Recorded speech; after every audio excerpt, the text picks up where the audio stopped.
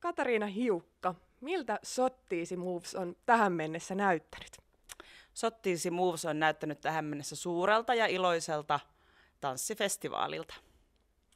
No nyt tuolla eilen vähän satoja myrskysi, mutta nyt tuolla paistaa aurinko, niin mitäs nyt on sitten suunnitelmissa tälle päivälle ja huomiselle?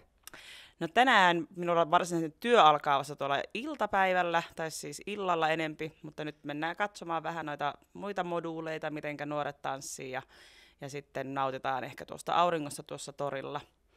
Ja sitten sama homma jatkuu huomenna ja mietitään, että kellekä tunnustuksia jaellaan.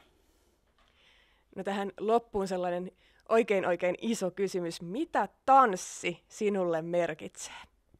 Tanssi merkitsee minulle itsensä ilmaisua, se merkitsee minulle työtä, vapaa-aikaa, ystäviä, uusia kokemuksia.